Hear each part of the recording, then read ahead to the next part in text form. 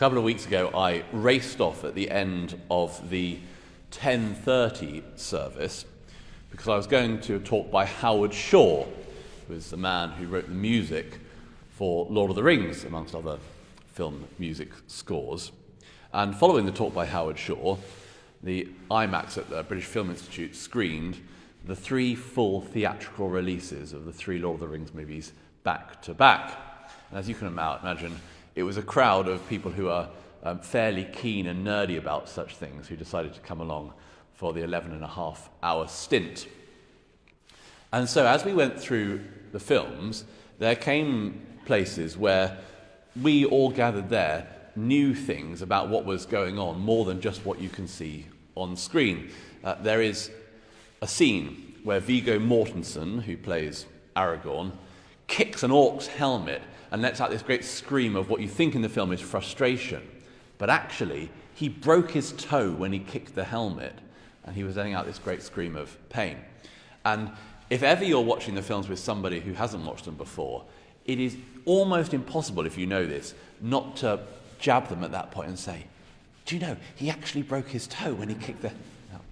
Of course, it's like the worst time to say it, because it ruins the experience of the movie. And there are another dozen such examples where you could really throw somebody off who was watching this masterpiece for the first time by elbowing them in the ribs and telling them the latest little factoid that you knew about what you were seeing on screen. There is a temptation to do that over the coming 2 weeks. We engage in some of the church's most complex liturgy as we remember Jesus' passion and celebrate his resurrection. But of course, if you kind of commentate what's happening as it goes along, it rather spoils it. And so this morning, you're getting 2 things. One, some preparation for the coming weeks, a sort of helping hand in advance to interpret what you'll experience, and then a reflection on the alabaster jar, which you'll see cracked on the front page of your newsletters. So here is the briefing, so that the coming Holy Week you can notice the quirks of the liturgy, understand them, and that it might speak to you ever more powerfully and draw you into Christ's presence. The Triduum is 3 days that we celebrate the passion, the death, and the resurrection of Jesus Christ. And it kicks off on Maundy Thursday, continues through to Good Friday, and finishes on Saturday evening after sundown as we regather to celebrate the final, the most grand moment, the resurrection of the Lord.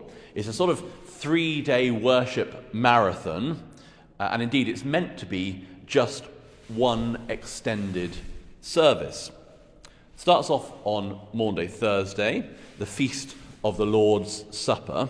This is to remember when Jesus in the upper room celebrated the Passover with his apostles.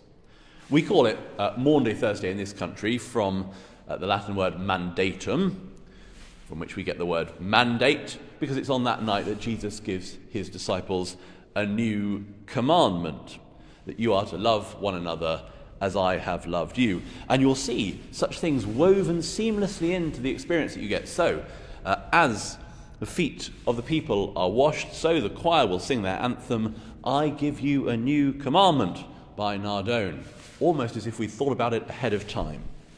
We sing the Gloria for the first time during Lent. This is a celebration. It's the Passover and it's the institution of the Eucharist. The Passover, liberation from slavery in Egypt under Pharaoh, and the institution of the Eucharist, the liberation from slavery under sin. And we wash people's feet. Just as at the Last Supper, Jesus took a basin and a towel and surprised his disciples by getting down like a servant on his hands and knees and washing their feet. So we wash feet, reminding us that those who are first are last and those who are last are first, and that anyone who wants to be the greatest of all must be the servant of all. Some of you may have had your feet washed many times, and some of you have never had your feet washed. Either way, you can sign up this year, and I think there's a sheet waiting at the back of church. We celebrate the first Last Supper. The Thursday is the day that Jesus institutes the Holy Eucharist. We are reminded who Jesus is and that we come into his presence in the sacrament of the Eucharist, that his body and his blood are made present under the forms of bread and wine. And if you listen to the Eucharistic prayer on Maundy Thursday, you will hear only on that day the words, who in the same night that he was betrayed, we always get those, that is this very night. At the end of the celebrations on Maundy Thursday, there's no concluding prayer, no blessing and dismissal like there normally would be. Instead, we process what is left of the consecrated bread and wine to this chapel.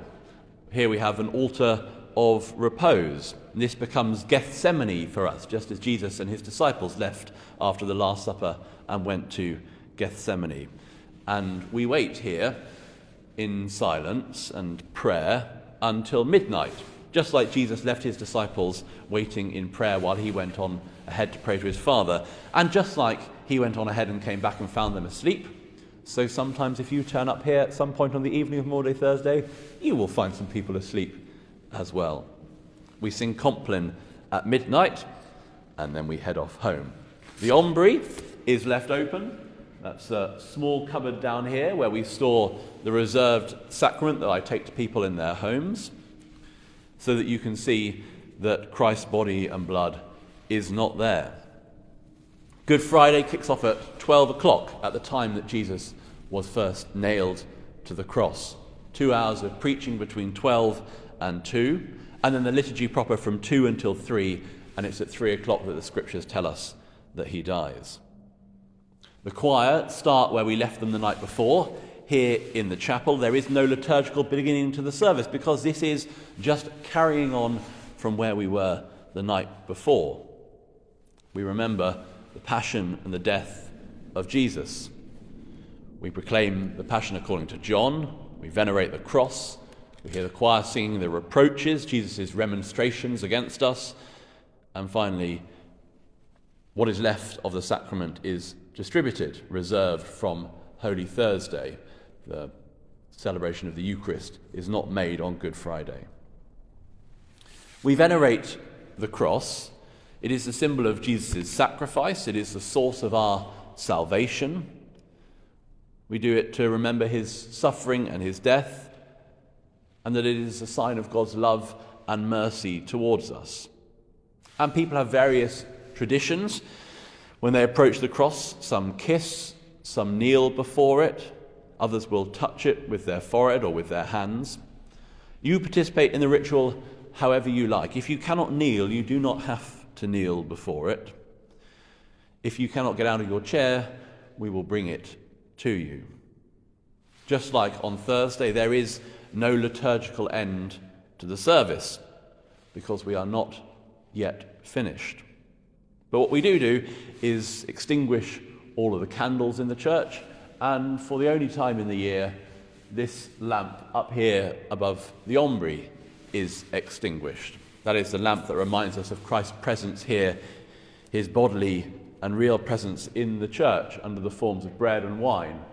And as we finish up all of the consecrated elements on Good Friday, so that lamp goes off to remind us that Christ is no longer here with us in the world, but buried in the grave. And then the Easter Vigil.